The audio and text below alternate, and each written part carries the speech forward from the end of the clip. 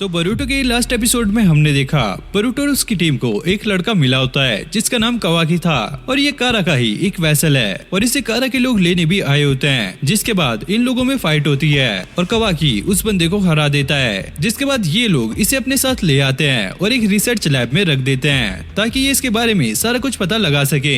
लेकिन कवाकी बार बार भागने की ट्राई करता है और उसे ऐसा लगता है कि ये लोग उसे मारना चाहते हैं, लेकिन नारुतो आकर उसे रुका लेता है। और गाइस थैंक यू, हमारे चैनल पे 100K सब्सक्राइबर कंप्लीट हो चुके हैं और ये सारा कुछ आपके प्यार और सपोर्ट की वजह से हो पाया। तो ऐसे ही हमारे चैनल को सपोर्ट करते रहिए और इस वीडियो को भी लाइक कर देना। इस वीडियो पे लाइक टारगेट रखते हैं हम 10K लाइक्स का, तो जल्दी से लाइक टारगेट कंप्लीट करा दो।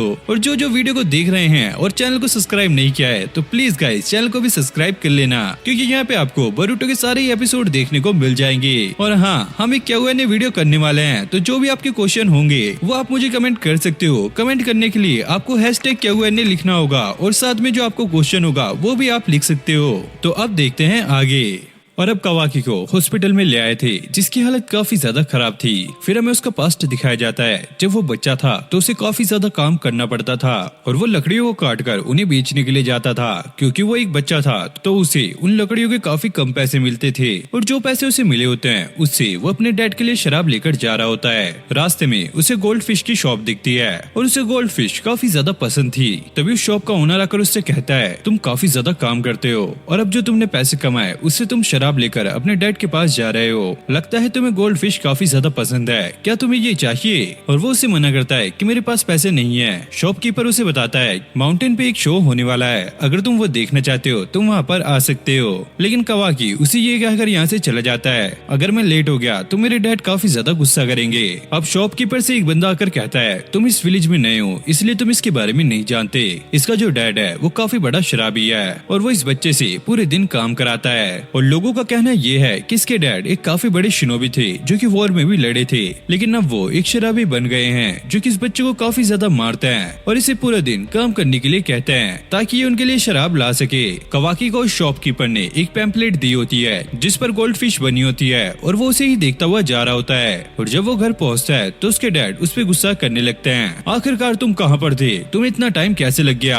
और उसके डैड कहते हैं, आज फिर से दुकानदार ने तुम्हें कम शराब दी, क्या तुम्हें ठीक से दिखाई नहीं देता? और वो कहता है, मुझे माफ कर दीजिए, मैं कल को ज्यादा शराब लेकर आऊंगा और अभी मुझे भूख लगी है तो मैं क्या खाना खा सकता हूँ? और वो कवाकी को एक की देता है, जाओ खा लो खाना, वैसे भी तुमने इतना ज्यादा काम नहीं किया। और जब कवाकी खाना खाने के लिए जा रहा होता है तो वो उससे उसकी पैम्पलेट ले लेता है जिसपे गोल्ड फिश बनी होती है। अब कवाकी ये देखकर थोड़ा सा डरने लगता है और वो कहता है कि ये तुम्हारे पास कहाँ से आई और इसे तुम मुझसे क्यों छुपा रहे थे? क्या तुम इसे पढ़ना भी जानते हो? और जिसने भी ये तुम्हें दी है उसकी बातों में मत आया करो, क्योंकि ये लोग तुम्हारा फायदा उठाना चाहते हैं और वैसे भी तुम तो कोई काम धंधा करते नहीं हो, पूरा दिन बस खाते हो और सोते हो।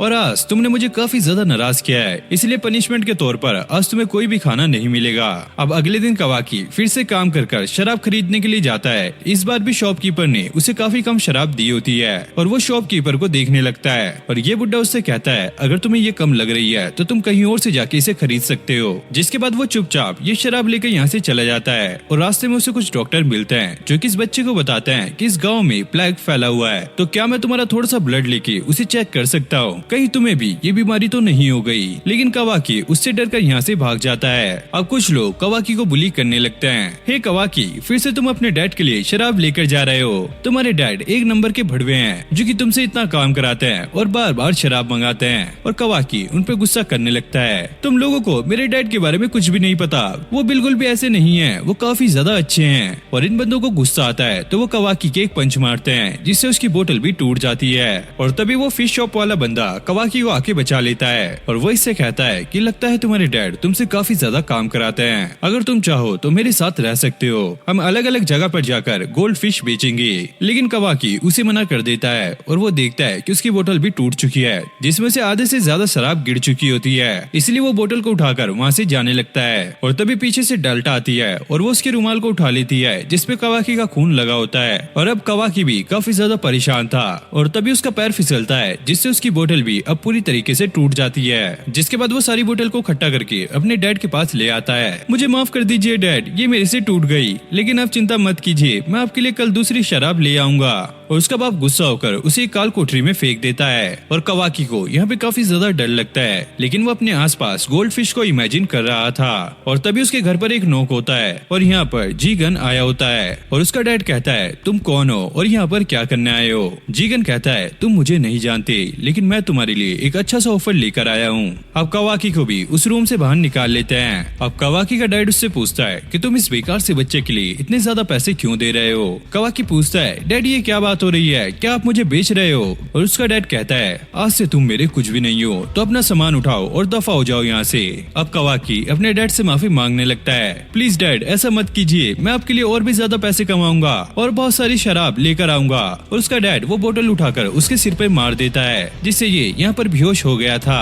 अब जैसे ही इसे होश आता है ये देखता है कवाकी का डैड उससे बात कर रहा था। जीगन कहता है एक बार तुमने अपने बच्चे को बेच दिया तो तुम इसे वापस नहीं ले सकते। वो कहता है वैसे भी ये किसी काम का नहीं है, तो इससे अच्छा यही होगा कि तुम इसे अपने साथ ले जाओ। अब जीगन कवाकी से ये कहता है मुझे पता है कि तुमने बचपन से काफी ज्यादा सफर किया है, लेकिन आज के बाद तुम्हें डरने की बिल्कुल भी जरूरत नहीं है, क्योंकि मैं अब से तुम्हारा न्यू डैड हूँ। और वो उसे अपने साथ लेकर यहाँ से चला जाता है। अब कवाकी उससे ये पूछ रहा होता है कि तुम मुझे कहाँ पर लेके जा रहे हो। जीगन उससे कहता है कि तुम चुपचाप मेरे साथ चलते रहो, तुम्हें अपने सवाल का जवाब मिल जाएगा। और ये लोग विलेज से बाहर जा रहे थे और कवाकी बाहर निकलने से काफी ज्यादा डर रहा होता है। जीगन उससे कहता है लगता है तुम पहली बार विलेज से बाहर जा रहे हो और वैसे भी तुम्हारे पास कोई भी सामान नहीं है, लेकिन कोई बात नहीं, हमें वैसे भी इसकी कोई जरूरत नहीं है। जीगन कहता है तुम मेरे साथ चलो तो मैं तुम्हें एक काफी अच्छा प्रेजेंट दूंगा हमारी मीटिंग के लिए। कवाकी उससे पूछता है आखिरकार तुमने मेरे डैड को इतने सारे पैसे क्यों दिए और मुझे क्यों खरीदा, क्योंकि मेरे डैड हमेशा से ये कहते थे कि हमें बाहर के लोगों पे भरोसा नहीं करना चाहिए, तो तुम मेरे साथ क्या करना चाहते हो। और तभी वहाँ पर फिश शॉप वाला बंदा पहुँच जाता है और वो कहता है कि इस बच्चे पर पहली नजर मेरी गई थी, तो तुम भी बच्चों की ट्रैफिकिंग करते हो, इसका मतलब हम दोनों सेम बिजनेस में हैं। सबसे पहले मैं इस बच्चे को बेचने वाला था, लेकिन अब तुम इसे लेकर जा रहे हो। अब कवाकी ये सुनकर काफी ज्यादा शॉक हो जाता है कि इस बंदे ने उसे ट्रिक किया है। जीगन उस बंदे से कहता है क्यों ना हम ये सारा कुछ बात करके सुलझा लें, और वो कवाकी को थोड़ा दूर जाने के लिए कहता है। और फिर कवाकी डर के वहाँ से भागने लगता है और वो अपने आसपास गोल्ड फिश को इमेजिन कर रहा था। फिर हम जीगन को देखते हैं जो कि कवाकी के पास पहुँच गया था और वो उससे कहता है मैंने उस बंदे से बात कर ली है और उसने अब तुम्हारा पीछा छोड़ दिया है, तो तुम्हें डरने की कोई भी जरूरत नहीं है। और अगर तुम्हें लगता है कि तुम अंदर से खाली हो तो वो काफी ज्यादा अच्छा है। अब कवाकी उससे कहता है मुझे पता है कि मुझे प्रेजेंट में क्या चाहिए, मुझे एक गोल्ड फिश चाहिए। जीगन कहता है तुमने मेरे सवाल का जवाब दिया, तो अब मैं भी तुम्हारे एक सवाल का जवाब दूंगा। तुमने पूछा था ना कि हम लोग कहाँ पर जा रहे हैं, तो हम ऐसी जगह पर जा रहे हैं जहाँ पर तुम्हारे जैसे काफी सारे बच्चे हैं और उनका बैकग्राउंड भी बिल्कुल तुम्हारे जैसा था। फिर जीगन कवाकी को अपने रिसर्च लैब में ले आया होता है और वो कहता है कि मैं तुम्हें अपने बच्चे की तरह संभाल कर रखूंगा।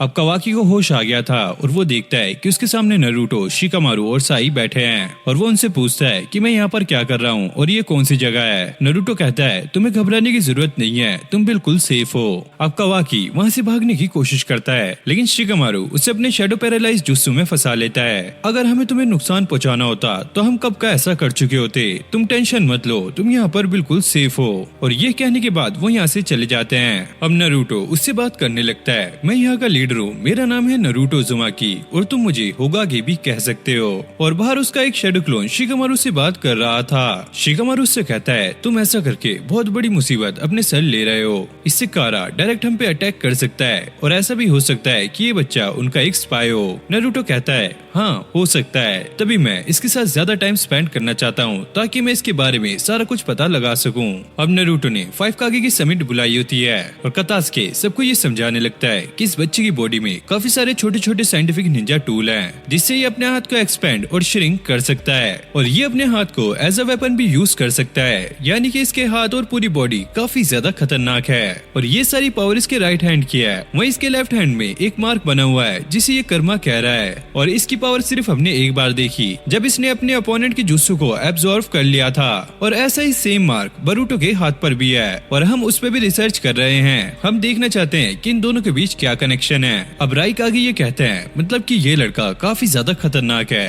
तो हमें इसे अपने सामने रखना होगा। और गारा भी ये बात सुनकर काफी ज्यादा हैरान था कि आखिरकार ऐसा क्या काम पड़ गया कि नरूटो ने 5 कागे की समिट इतनी अर्जेंट बुलाई है। अब सुचिकागे ये कहती है तुमने हमें कारा के बारे में बताया था, अगर ये बच्चा उससे ही रिलेटेड है तो ये हमारे लिए काफी ज्यादा खतरनाक हो सकता है। अब नरूटो नरूटो कहता है मुझे इसका तो नहीं पता, लेकिन मुझे इतना पता है कि कारा इस बच्चे को पाना चाहती है और शायद वो इससे कुछ करवाना चाहती है और अभी तक हमें इस बच्चे का नाम भी पता नहीं चला। हम ट्राई करेंगे कि हम धीरे धीरे इसे सारी इन्फॉर्मेशन निकलवा सकें। सुचिकागी ये कहती है इसे प्रिजन में रखना बिल्कुल भी ठीक नहीं रहेगा। नरूटो कहता है मैं ऐसा नहीं करूंगा, मैं इसे अपने साथ सुपरविजन में रखूंगा। अब मिजुकागी ये कहते हैं अगर तुम इस पे नजर रखोगे तो तुम अपना बाकी का काम कैसे करोगे। फिर कतास्की उन्हें सीसीटीवी फुटेज दिखाता है जहाँ पे कवाकी के साथ नरूटो बैठा होता है और ये लोग कहते हैं कि तुम्हारा शैडो क्लोन जुत्सु काफी ज्यादा कमाल का है, काश हमने भी इसे सीखा होता। और फिर ये लोग अपनी कहानी बताने लगते हैं कि इन लोगों ने भी पहले अपनी लाइफ प्रिजन में बिताई है, तो इस बच्चे को प्रिजन में रखना बिल्कुल भी ठीक नहीं रहेगा। अब राइकागी ये कहते हैं वैसे तुम्हारे बेटे के हाथ में भी वो मार्क है, अगर तुम उन्हें साथ में रखोगे तो क्या इससे कोई प्रॉब्लम तो क्रिएट नहीं होगी। नरूटो कहता है मुझे इसके बारे में कुछ नहीं पता, लेकिन मैं देखना चाहता हूँ कि इससे क्या होगा। अब सरादा बरूटो से ये पूछती है कि उस लड़के का क्या हुआ। बरूटो कहता है उस पे मेरे डैड और बाकी सभी लोग नजर रख रहे हैं और जैसे उसने रोहतांग स्टेशन के पास अटैक किया था इसके बाद अब वो ऐसा कुछ भी नहीं करेगा। अब बरूटो यहाँ से जाने लगता है। सरादा उससे कहती है आज तुम काफी जल्दी यहाँ से जा रहे हो। फिर हम देखते हैं कि ये मुजीनो के घर आया होता है और ये डेली यहाँ पर आता है ताकि वो इसके कछुए को खाना खिला सके, लेकिन वो कछुआ इसके हाथ पे काट लेता है। बरूटो कहता है मैं तुम्हें रोज खाना खिलाने के लिए आता हूँ, लेकिन फिर भी तुम मेरे हाथ पे काट लेते हो। और वो उससे माफी मांगते हुआ कहता है मुझे माफ करना, मैं तुम्हारे ओनर को नहीं बचा पाया और मैं ऐसे ही रोज तुमसे माफी मांगता रहूंगा। तभी यहाँ पे कोनोहामारू आ जाता है और वो बरूटो से पूछता है कि तुम यहाँ पर क्या कर रहे हो। दरअसल मुझे मुजीनो ने कुछ काम करने के लिए कहा था, इसलिए मैं यहाँ पर आया था। और कोनोहामारू भी यह कहता है मैं भी यहाँ पे किसी काम से आया था, लेकिन इस कमरे को खाली देखकर ऐसा लगता है कि यहाँ पर कुछ भी नहीं मिलेगा। अब बरूटो ये कहता है कि मिस्टर मुजीनो हमेशा यही कहा करते थे कि उन्हें ज्यादा सामान रखने की आदत नहीं है, क्योंकि इससे उन्हें सामान खोने का डर भी नहीं रहेगा। और ये ऐसे ही उसके बारे में बात करने लगते हैं, जिसके बाद बरूटो काफी ज्यादा सैड हो जाता है। तभी कोनोहामारू को उसकी ग्रैंडफादर की फोटो मिलती है। बरूटो कहता है कि इस फोटो को आपको अपने साथ ले जाना चाहिए वरना ये यहाँ पर खराब हो जाएगी। तभी कोनोहामारू की नजर उस कछुए पे पड़ती है और वो कहता है कि मुझे कभी नहीं पता था कि मुजीनो के पास एक कछुआ भी है, और वो उस कछुए को खिलाने लगता है। बरूटो देखता है कि उस कछुए ने कोनोहामारू के हाथ पे नहीं काटा होता, जिसके बाद कोनोहामारू उस कछुए को अपने साथ ले जाता है। अब नरूटो कवाकी को अपने साथ कहीं पर लेकर जा रहा होता है। वो नरूटो से पूछता है कि तुम मुझे कहाँ पे लेके जा रहे हो। दरअसल मैं तुम्हें अपने साथ घर पर लेके जा रहा हूँ और आज से तुम हमारे साथ ही रहोगे। तभी कवाकी यहाँ से भाग जाता है और नरूटो कहता है मुझे पता ही था कि तुम ऐसा कुछ करोगे। अब कवाकी भागते हुए ये कह रहा होता है चाहे तुम होगागे हो या कोई भी, लेकिन मैं तुम्हारे साथ नहीं जाऊंगा।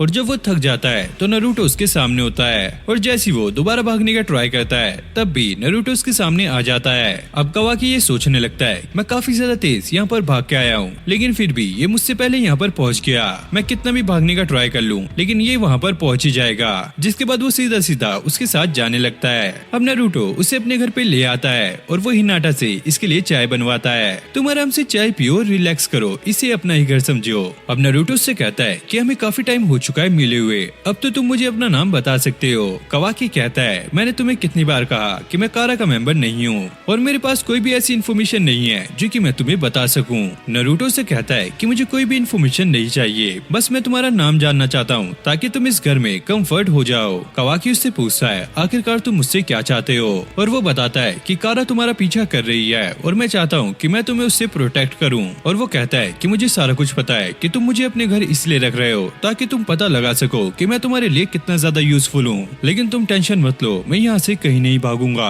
अब बरूटो भी घर पे आ जाता है और कवाकी उसे देखकर काफी शौक था, ये तो वही लड़का है जिसके हाथ पे कर्मा का साइन है। और बरूटो भी उसे देखकर काफी ज्यादा शौक था, आखिरकार तुम मेरे घर पे क्या कर रहे हो। और बरूटो उस पे गुस्सा हो रहा होता है, लेकिन नरूटो उसे शांत कर देता है। दरअसल कोई प्रॉब्लम आ गई थी, इसलिए ये लड़का अब हमारे साथ रहेगा। और बरूटो चिल्लाते हुए कहता है ये वही लड़का है जिसने अभी कुछ टाइम पहले वहाँ पर तबाही मचाई। कवाकी उससे कहता है ये तुम्हारा ही घर है, तुम इतना चिल्ला क्यों रहे हो। और बरूटो उसका कॉलर पकड़ लेता है। क्या बोला तुमने, क्या तुम्हें अपनी जान प्यारी नहीं है। अब नरूटो बरूटो को शांत करने लगता है और इसके बाद वो उसे अपने ऑफिस में ले आता है। बरूटो कहता है डैड अब उसे यहाँ पर क्यों लेकर आए, आपको पता है ना वो काफी ज्यादा खतरनाक है और यहाँ पर हेमावारी और मॉम भी है, वो उनको भी नुकसान पहुँचा सकता है। नरूटो कहता है तुम चिंता मत करो, मैं इसकी देख रेख के लिए हमेशा यहीं पर रहूंगा। बरूटो कहता है कि मैं इतना रिस्क नहीं ले सकता और वैसे भी अब ज्यादा टाइम घर पर नहीं रहते और ये इतना ज्यादा खतरनाक है कि ये कुछ भी कर सकता है। फिर नरूटो उसे अपनी कहानी सुनाने लगता है। कुछ कुछ टाइम पहले इस विलेज में भी एक ऐसा लड़का था जिसके पास काफी खतरनाक पावर थी और उसे ये पावर अपने आप मिली थी, इसलिए सभी लोग उससे दूर रहा करते थे। बोरुटो कहता है, डैड ये तो आपकी कहानी है। फिर नारुतो थोड़ा सैड होकर ये कहने लगता है, हाँ ये मेरी कहानी है। उस टाइम लोग मुझसे काफी ज्यादा नफरत किया करते थे और ये बात मुझे काफी ज्यादा चुभती थी। अगर उस टाइम मेरे दोस्त मेरे साथ नहीं होते तो मैं वो नारुतो उज़ुमाकी नहीं होता जो कि मैं आज हूँ। और वो बोरुटो से कहता है कि मैं चाहता हूँ कि तुम उस लड़के को ऐसे ट्रीट ना करो जैसे लोग बचपन में मुझे किया करते थे। जिसके बाद ये लोग यहाँ से चले जाते हैं। फिर हम नारुतो को देखते हैं जो कि कावाकी के पास बैठा हुआ चाय पी रहा होता है। अब बोरुटो कावाकी से आकर कहता है, मुझे नहीं पता कि तुम बुरे हो या अच्छे हो, लेकिन तुम यहाँ पर ऐसी कोई भी चीज मत करना जिससे यहाँ पे किसी को भी नुकसान पहुँचे। तभी कावाकी एक टेबल पे हाथ मारता है जिससे टेबल और फ्लावर पॉट दोनों ही टूट जाते हैं। और वो कहता है कि तुम्हें क्या लगता है कि यहाँ पर मैं अपनी मर्जी से आया हूँ। और ये फ्लावर पॉट वही होता है जो कि हिमावारी ने अपने हाथों से बनाया होता है। और बोरुटो उससे ये कहता है, क्या तुम्हें पता भी है कि ये तुमने क्या किया? ये फ्लावर पॉट मेरी बहन ने बनाया था ताकि वो अपनी मॉम को बर्थडे पे गिफ्ट दे सके। फिर कावाकी हिमावारी को देखने लगता है जो कि काफी ज्यादा इमोशनल हो रही थी और फिर वो इससे माफी मांगने लगता है, मुझे माफ कर देना, मैंने ये जान के नहीं किया। और बोरुटो वहाँ से जाने लगता है, तुम्हारा कुछ नहीं हो सकता। और फाइनली यही ने अपना नाम बता देता है, मेरा नाम कावाकी है, तुम लोग यही जानना चाहते थे ना। फिर हम बोरुटो को देखते हैं जो कि वॉशरूम की तरफ जा रहा था और वो देखता है कि उसके सामने कावाकी खड़ा है जो कि वॉशरूम में जाने ही वाला था। बोरुटो से कहता है, प्लीज पहले मुझे जाने दो, मुझे काफी तेजी से लगी है, प्लीज प्लीज मुझे जाने दो। कावाकी उससे कहता है, मुझे भी काफी तेजी से लगी हुई है तो पहले मैं जाऊंगा। और फिर बोरुटो उस पर गुस्सा करने लगता है, ये घर मेरा है तो सबसे पहले मैं जाऊंगा। और कावाकी भी उसका कॉलर पकड़ लेता है, तुम बार बार मेरा कॉलर ऐसे क्यों पकड़ते हो? फिर अंदर से नारुतो की आवाज आती है, ओए तुम दोनों बाहर जाकर टॉयलेट करो, वॉशरूम में पहले से ही मैं बैठा हूँ। जिसके बाद ये दोनों टॉयलेट के लिए बाहर आ जाते हैं और बोरुटो कावाकी से ये कहता है, अबे ओए तुझे भी मेरे पास जगह मिली है, थोड़ा दूर होकर भी तो तू कर सकता है। और कावाकी उससे कहता है, ओए मुझे ज्यादा ऑर्डर देने की जरूरत नहीं है, मुझे ये सारा कुछ नहीं पता।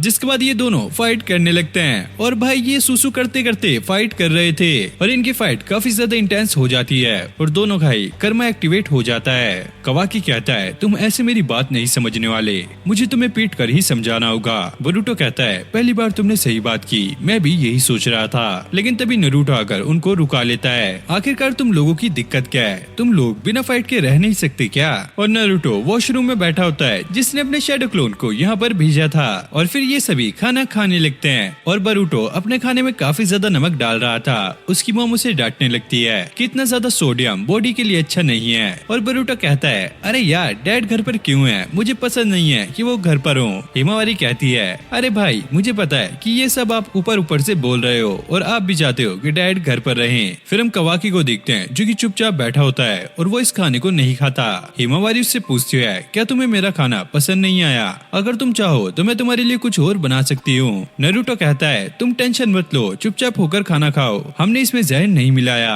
बोरुटो कहता है, छोड़ो मॉम, जो आपके खाने को पसंद नहीं करता तो उसे इग्नोर करो। और वैसे भी मैंने उस बात के लिए इसे माफ नहीं किया है जो इसने हिमावारी का फ्लावर पॉट तोड़ा था। अब कावाकी उस पे गुस्सा करने लगता है, अरे यार तुम तो बिल्कुल एक कीड़े जैसे हो, एक ही बात के पीछे चिपक गए। और ये दोनों फिर से लड़ने लगते हैं और नारुतो उन्हें शांत करा देता है, अरे क्या यार तुम चुप होकर खाना भी नहीं खा सकते।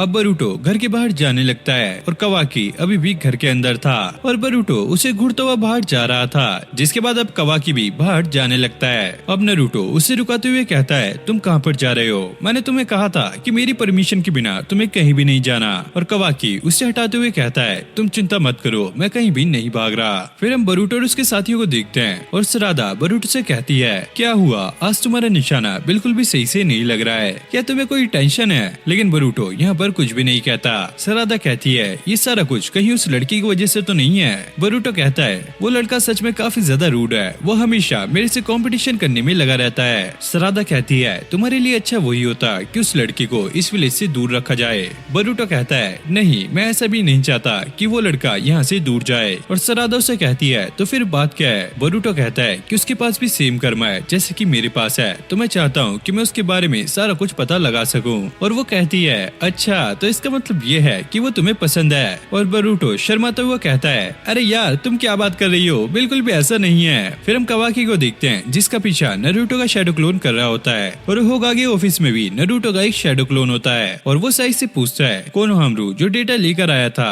उसका क्या बना। साई कहता है अभी उस पर प्रोसेस चल रहा है लेकिन वो टेक्नोलॉजी काफी ज्यादा एडवांस है तो अभी तक हम उसे इनक्रिप्ट नहीं कर पाए। और शिकामारू भी कहता है कतास्के कवाकी की बॉडी में से कुछ भी चीज नहीं निकाल पाया। कारा का जो टेक है वो हमारे टेक से भी काफी ज्यादा एडवांस है और अभी तक तुमने भी कवाकी से कोई भी इन्फॉर्मेशन नहीं निकलवाई। नारुतो कहता है कि अभी वो कुछ नहीं बता रहा है लेकिन जब उसे पता लगेगा कि ये विलेज उसके लिए काफी ज्यादा सेफ है तो शायद वो सारी इन्फॉर्मेशन बता देगा। शिकामारू कहता है यही तो तुम्हारी सबसे बड़ी गलती है क्योंकि हमें नहीं पता कि वो हमारा दुश्मन है या दोस्त है और यहाँ तक कि हमें ये भी नहीं पता कि वो कार से क्यों भागा था। तो अब कुछ भी हो जाए तुम्हें उस पर हर टाइम ध्यान रखना होगा। अब कवाकी एक पार्क में आके बैठा होता है तभी उन बच्चों की मॉम यहाँ पर आकर कहती है चलो शाम का टाइम हो चुका है मैं तुम्हारे लिए डिनर लगा देती हूँ। जिसके बाद कवाकी भी अब घर पर आ जाता है और हिनाटा उसका वेलकम करती है। चलो तुम्हें काफी ज्यादा भूख लगी होगी मैं तुम्हारे लिए खाना लगा देती हूँ। लेकिन कवाकी उसे इग्नोर करके यहाँ से चला जाता है। तभी पीछे से बरूटो भी आ जाता है और वो कहता है मॉम मुझे काफी ज्यादा भूख लगी है जल्दी से खाना लगाओ। फिर हम देखते हैं कि ये सारे मिलकर एक ही पोट में खाना खा रहे होते हैं और बरूटो भी काफी ज्यादा खुश होता है। नारुतो कवाकी से कहता है अब तुम हमारे साथ खाना खा सकते हो क्योंकि हम सभी एक ही पोट में खाना खा रहे हैं तो टेंशन मत लो इसमें कोई भी जहर नहीं है। बरूटो से चिढ़ाता हुआ कहता है अगर तुम अपने हिस्से का खाना नहीं खाओगे तो मैं उसे खा जाऊंगा। अब कवाकी ये सुनकर अपना खाना खाने लगता है। फिर बरूटो उसे तीखी नजरों से देख रहा होता है मेरे कंपटीशन के चक्कर में तुम ये खाने लगे है ना। और भाई फिर वो दोनों ही इसे लपेटने लगते हैं। नारुतो ने कहता है अबे यार ये सब्जियां तो खा लो तुम तो सिर्फ मीट ही मीट खाए जा रहे हो। लेकिन भाई ये दोनों ही कहाँ मानने वाले थे, ये तो कंपटीशन के चक्कर में लगातार खाने को खा रहे होते हैं। अब नारुतो हिनाटा से माफी मांगने लगता है मुझे माफ कर देना ये सारा कुछ मेरी वजह से हो रहा है। हिनाटा कहती है कोई बात नहीं मुझे तो चिंता इस बात की है कि इस बच्चे का पास्ट कैसा रहा होगा। नारुतो कहता है कि इसका पास्ट काफी ज्यादा ट्रोमेटिक है जिससे ये अभी भी बाहर नहीं निकल पा रहा है। फिर अगले दिन हम बरूटो को देखते हैं जो कि अपना सामान पैक कर रहा था क्योंकि वो एक मिशन पे जा रहा है और कवाकी भी वहाँ पर पहुँच जाता है। बरूटो से कहता है अगर तुम्हें मेरे साथ कंपटीशन करना है तो ये हम फिर कभी करेंगे क्योंकि अभी मुझे एक मिशन पे जाना है। और कवाकी उससे कहता है कि मैं यहाँ पर तुमसे तुम्हारे कर्मा के बारे में पूछने के लिए आया हूँ कि ये तुम्हारे पास कहाँ से आया। और बरूटो से बताने लगता है कि मैं एक मोमोस के नाम के बंदे से लड़ा था और उसे हराने के बाद अपने आप ये मेरे हाथ में आ गया था। कवाकी कहता है तो इसका मतलब ये है क्या तुम कारा से रिलेटेड नहीं हो। बरूटो कहता है अरे यार मुझे तो उसके बारे में कुछ भी नहीं पता। और वो उससे पूछने लगता है तुम्हारे हाथ में ये कर्मा का निशान कहाँ से आया। और फिर हमें एक पास्ट का सीन दिखाया जाता है जिसमें कवाकी को एक थैली में रखा होता है और उसके नीचे काफी सारे वेसल रखे होते हैं जिनकी वायर इसकी थैली से कनेक्टेड थी। और कवाकी का जो वेसल था वो येलो कलर का था और बाकी जो वेसल थे वो सारे ही काले कलर के थे जो कि टूटे हुए थे। आमदो जीगन से ये कहता है हमारे पास बस 3 ही बचे हैं और बारवा भी मर चुका है। हमें ये नहीं पता कि इस एक्सपेरिमेंट में अभी कितने सारे बच्चे मारे जा चुके हैं। जीगन कहता है अगर बच्चे मर गए तो इसमें हम क्या करें, हम अपना काम क्यों रोके। कवाकी ये सुन रहा होता है आखिरकार ये लोग क्या कर रहे हैं, इतने सारे बच्चे कैसे मर रहे हैं। अब जीगन एक वेसल में हाथ रखता है जिससे उस वेसल का रंग भी काला हो जाता है और वो सारा लिक्विड उस बच्चे की बॉडी में जाने लगता है जिससे उसका कर्मा एक्टिवेट हो जाता है लेकिन वो बच्चा मर जाता है। अब जीगन कवाकी को देखकर कहता है तुम मुझे बिल्कुल भी डिसअपॉइंट मत करना। और कवाकी बरूटो को बताता है जैसे जीगन ने इसके पेट में हाथ डाला तो इसकी पूरी बॉडी में पेन होने लगा और जब ये खड़ा हुआ तो उसके हाथ में ये मार्क था। और हम देखते हैं कि नारुतो भी ये सारी बातें सुन रहा होता है। बरूटो से कहता है आखिरकार वो कैसा बंदा है जिसने इतने सारे बच्चों को अपने एक्सपेरिमेंट के लिए मार डाला, लेकिन ये अच्छा हुआ कि तुम वहाँ से बचकर निकल आए। कवाकी कहता है अच्छा तो तुम्हें ऐसा लगता है ये तुम इसलिए कह पा रहे हो क्योंकि तुमने वो चीज एक्सपीरियंस नहीं की। मेरे लिए वो टाइम काफी ज्यादा मुश्किल वाला था। मैंने इसे पाने के बाद जो भी चीजें देखी है वो काफी ज्यादा बुरी थी।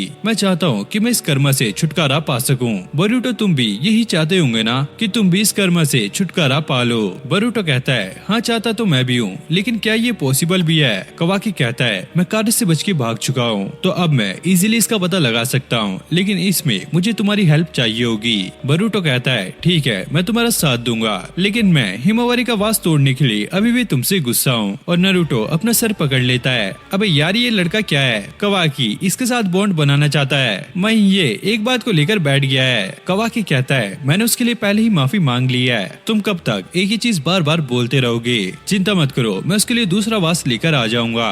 और बरूटो ये कहता है तुम्हारी ये चीज मुझे बिल्कुल भी पसंद नहीं है। अब कवाकी हिमावारी के टूटे हुए वास के पास आ जाता है। नारुतो भी वहाँ पर पहुँच जाता है और वो कहता है मुझे माफ करना बरूटो, ऐसा ही है। वो एक बात के पीछे पड़ जाता है और वो कहता है हिमावारी इसके लिए बिल्कुल भी नाराज नहीं है, तो तुम इसकी टेंशन मत लो। लेकिन कवाकी को पता होता है कि हिमावारी अभी भी उससे नाराज है। कवाकी उससे कहता है तुम चिंता मत करो मैं उसके लिए एक नया वास लेकर आ जाऊंगा। नारुतो कहता है अबे यार तुम क्या करने वाले हो, कहीं तुम चोरी वोरी तो नहीं करने वाले, क्योंकि तुम्हारे पास कोई भी पैसे नहीं है। कवाकी कहता है तुम चिंता मत करो मैं यहाँ से भागने नहीं वाला। नारुतो कहता है अबे यार मैं ये नहीं पूछ रहा हूँ, मैं ये पूछ रहा हूँ कहीं तुम वास के लिए चोरी तो नहीं करोगे। कवाकी कहता है मेरे पास और कोई ऑप्शन नहीं है, आखिरकार मैं पैसे कहाँ से लाऊंगा।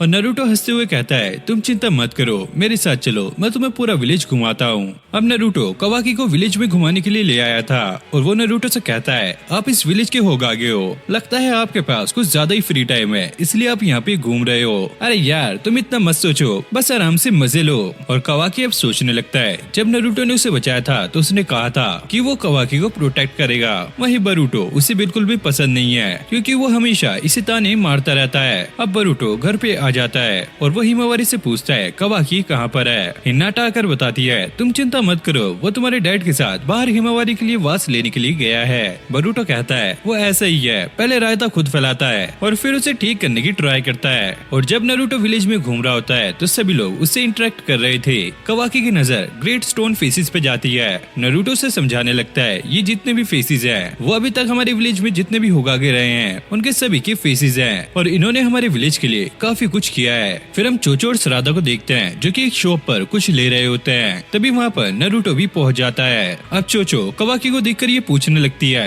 क्या ये वही लड़का है, और सरादा बताती है हाँ ये वही है। और ये कहती है अरे यार मैंने तो सोचा ही नहीं था कि ये इतना ज्यादा हैंडसम होगा। जिसके बाद नारुतो सभी बच्चों को यहाँ पर कुछ खिलाने लगता है और वो कवाकी से भी पूछता है अरे यार तुमने कुछ खाना है तो आ जाओ। और वो कहता है अभी तो हम घर से ब्रेकफास्ट करके आए हैं, अगर तुम ये खाओगे तो तुम्हें घर पे डांट पड़ेगी। नारुतो कहता है अरे तुम उसकी चिंता मत करो ये तो बस स्नैक्स हैं और हम घर पर कुछ नहीं बताएंगे। फिर सरादा भी उसे कुछ खाने के लिए सजेस्ट करती है लेकिन कवाकी उसे इग्नोर मारकर खुद ही देखने लगता है। जिसके बाद ये अपने लिए भी खाने की चीज ले लेता है। जिसके बाद नारुतो इनका बिल पे कर देता है और चोचो भी यहाँ से फूड पैक कराकर चली जाती है। अब कवाकी ने जो तायाकी लिया होता है उसे वो काफी ज्यादा पसंद आता है और सरादा बोलती है क्या सच में ये इतना ज्यादा टेस्टी है। नारुतो कवाकी से कहता है तुम इसे टेस्ट करा सकते हो और वो कहता है अरे मैं क्यों कराऊं, इसके पास अपनी चीज है वो खुद खा सकती है। सरादा कहती है ठीक है मैं बाइट नहीं कर रही। तभी एक बच्चा भागते हुए कवाकी से टकरा जाता है और कवाकी अपने हाथ को ट्रांसफॉर्म करके उस पर अटैक करने वाला था लेकिन नारुतो उसे रुका लेता है। तुम क्या पागल हो गए हो, ये तो सिर्फ बच्चे हैं। और ये बच्चे उससे माफी मांग के वहाँ से जाने लगते हैं। कवाकी उनसे कहता है तुम्हें देख के घूमना चाहिए क्योंकि यहाँ पे कई ऐसे लोग भी हैं जो कि तुम्हें नुकसान पहुँचाना चाहते हैं। सरादा कवाकी से ये कह रही होती है आखिरकार तुम कैसे इंसान हो, ये तो सिर्फ बच्चे थे। कवाकी कहता है मैंने इन बच्चों को सिर्फ लेसन दिया है क्योंकि इस वर्ल्ड में काफी ऐसे लोग हैं जो कि ऐसी बच्चों का फायदा उठाना चाहते हैं। अब नारुतो कवाकी से ये कहने लगता है अबे यार तुम्हें बात करने की बिल्कुल भी तमीज नहीं है क्या, तुम्हारे मैनर्स कहाँ गए। और कवाकी कहता है मैं बचपन से ही ऐसे ही पला बड़ा हूँ और मुझे मैनर्स का कुछ भी नहीं पता। नारुतो कहता है मैं तुम्हें बाहर इसलिए लेके आया ताकि तुम अपने बिहेवियर को थोड़ा सा चेंज कर सको। अगर तुम अपने बिहेवियर को बिल्कुल भी चेंज नहीं करोगे तो बरूटो भी तुमसे ऐसे ही बात किया करेगा। अब ये लोग इनो की शॉप पर आ गए थे क्योंकि कवाकी को यहाँ से वास बाय करना है और वो इनो से पूछता है तुम्हारी सेंसरी यूनिट ठीक से काम तो कर रही है ना, कोई भी कारा का बंदा अंदर एंटर नहीं करना चाहिए, हाँ तुम टेंशन मत लो। और नारुतो से कहता है तुम्हारे पास कोई अच्छा सा वास हो तो वो तुम हमें दिखा सकती हो। और वो कहती है यहाँ पे बहुत सारे वास हैं जो तुम्हें लेना हो वो तुम ले सकते हो। अब कवाकी ये कहने लगता है अबे यार मैं क्यों वास चूज करूँ, आप ये तो चूज कर सकते हो। नारुतो से कहता है क्योंकि तुमने वास को तोड़ा है तो तुम्हें ही वो चूज करना होगा और वो रैंडमली एक वास को चूज कर लेता है। सरादा उसे कहती है अरे यार थोड़ी सी तो एफर्ट डाल लो क्योंकि वो वास तुम्हारी गलती से टूटा था। और वो सरादा से कहता है अरे यार मुझे तुम ज्ञान मत पेलो, अपना काम करो और यहाँ से जाओ। नारुतो कहता है तुम्हें ऐसा वास चूज करना होगा जो कि तुम्हारी फीलिंग्स को एक्सप्रेस करे और फिर वो दोबारा से उसी वास को उठा लेता है। हाँ ये वाला वास परफेक्ट है। और इनो से कहती है वैसे तुम्हारी नजर काफी ज्यादा अच्छी है, तुमने जो वास चूज किया है वो सच में बहुत ही ज्यादा बढ़िया है। और अब इनो उसे कुछ फ्लावर्स भी देती है और जैसे ही वो वास में डालती है तो कवाकी को अपने बचपन वाली बात याद आने लगती है, जहाँ ऐसे ही वेसल में पाइप डले हुए थे और वो घबराकर इसे छोड़ देता है। अब कवाकी का कर्मा एक्टिवेट हो जाता है और वो जोर जोर से सांसें लेने लगता है। नारुतो से गले लगा के कहता है तुम चिंता मत करो, सब कुछ सेफ है। अब नारुतो इनो को शुक्रिया बोलने लगता है क्योंकि उसने इन्हें फिर से वो वास दिया और साथ में फ्लावर्स भी। और नारुतो कवाकी को भी उसे शुक्रिया कहने के लिए कहता है और इस बार कवाकी अच्छे से उसे शुक्रिया कहता है। अब सरादा भी यहाँ से जाने लगती है और वो कवाकी से कहती है तुम्हें पता है कि मेरा गोल क्या है, मैं लॉर्ड 7 की तरह एक होकागे बनना चाहती हूँ, तो अगर तुम्हें कुछ भी मदद चाहिए हो तो तुम मुझे बुला सकते हो। और नारुतो से कहता है क्या तुम्हें समझ आया, अब वो तुम्हारी दोस्त बन गई है। कवाकी कहता है मुझे इसकी कोई जरूरत नहीं है, उसे अपने काम से काम रखना चाहिए। अबे यार ये बिल्कुल ही सिग्मा मेल है क्या। अब नारुतो उसे रामेन खिलाने के लिए ले आया होता है और जब कवाकी रामेन को खाता है तो उसे ये काफी ज्यादा अच्छे लगते हैं। नारुतो कहता है तुम इसका टेस्ट और भी ज्यादा बढ़ा सकते हो, जब हम अपनी चीज किसी के साथ एक्सचेंज करते हैं तो उसका टेस्ट और भी ज्यादा बढ़ जाता है और इससे हम एक साथ दो चीजों को टेस्ट कर सकते हैं। अगर तुम सरादा के साथ अपनी चीज को शेयर करते तो शायद उसे भी वो चीज अच्छी लगती। और फ्रेंड्स हम इसीलिए बनाते हैं ताकि हम अपनी चीजों को शेयर कर सके और मुसीबत में यही फ्रेंड्स हमारे काम आते हैं। कवाकी कहता है मुझे इसकी बिल्कुल भी जरूरत नहीं है और वो कहता है तुम जल्द ही इसके बारे में समझ जाओगे। अब ये दोनों घर पे आ जाते हैं और नारुतो हिमावारी से कहता है कवाकी तुम्हारे लिए न्यू वास लेके आया है। और बरूटो कहता है ओ तो ये सच में इसे सॉरी बोलना चाहता था। और कवाकी हिमावारी से कहता है तो अब क्या तुम खुश हो। बरूटो से वास लेके कहता है ये लो ग्लू और ये मेरा रिस्पॉन्स है, तुम्हें पता है कि ये कैसे काम करता है और कोई भी इसकी हेल्प नहीं करेगा। अब कवाकी भी काफी ज्यादा गुस्सा हो जाता है। अब यार ये कितना ज्यादा ढीठ है, एक ही बात को पकड़ के बैठ गया है। फिर हम डेल्टा और काशिन कोजी को देखते हैं जो कि लीफ विलेज के बाहर नजर रख रहे थे। काशिन कोजी ये बताने लगता है लीफ विलेज में एक ऐसी टेक्नोलॉजी है अगर हम अंदर जाएंगे तो वो चक्रा को डिटेक्ट कर सकती है। और डेल्टा कहती है अगर ऐसा ही है तो फिर तो हम विलेज के अंदर जा ही नहीं पाएंगे और हम कैसे कवाकी को वापस लाएंगे। और काशिन कोजी कहता है तुम कुछ भी मत करो, बस यहाँ पे वेट करना। और वो विलेज की दीवार के अंदर पहुंच जाता है लेकिन बैरियर यहाँ पे कुछ भी रिस्पॉन्स नहीं करता। और वो डेल्टा से कहता है तुम अंदर आने की ट्राई मत करना क्योंकि ये ट्रिक सिर्फ मेरे लिए ही काम करेगी। और भाई इसी के साथ ये पार्ट यहीं पर एंड हो जाता है। अब देखना ये है कि अंदर जाके करेगा क्या ये अब सच में कवाकी को वापस लेकर चला जाएगा और क्या ये इसे बरूटो के खिलाफ इस्तेमाल करेगा। तो ये जानने के लिए आपको देखना होगा इसका नेक्स्ट पार्ट। तो जल्दी से वीडियो को लाइक करके चैनल को सब्सक्राइब कर लेना और इस वीडियो पे लाइक टारगेट रखते हैं हम 10K लाइक्स, तो जल्दी से कंप्लीट भी करा देना। और थैंक यू गाइस आप सभी के सपोर्ट के लिए। हमारे चैनल पे 100K सब्सक्राइबर्स कंप्लीट हो चुके हैं। अगर आपका ऐसे ही साथ रहा तो हम ऐसे ही आगे बढ़ते रहेंगे। और गाइस हाँ मैं एक Q&A वीडियो करने वाला हूँ, तो आपकी जो भी क्वेश्चन है नीचे कमेंट कर दो #Q&A, साथ में अपना क्वेश्चन भी लिख देना ताकि वो सारे कमेंट मुझे हाईलाइट हो जाएं और जितने भी क्वेश्चन होंगे मैं सबका जवाब देने का ट्राई करूंगा। तो जल्दी से अपना क्वेश्चन कमेंट कर दो। मैं मिलता हूँ नेक्स्ट वीडियो में, तब तक के लिए okay take care bye bye.